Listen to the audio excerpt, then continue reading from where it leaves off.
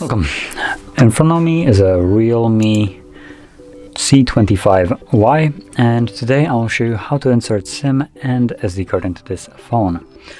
So to get started, we'll need one of these things, a SIM eject tool. It comes provided with the device in the box, so you can get it from there.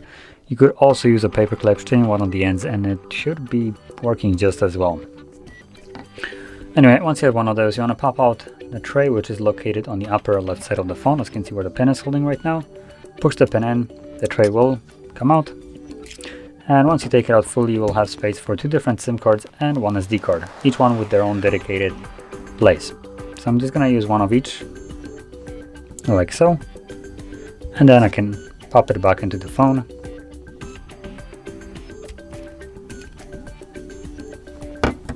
As you can see, no extra steps needed. Once you pop it in, the SIM card is automatically being detected and it's telling me to put in the pin for that SIM card.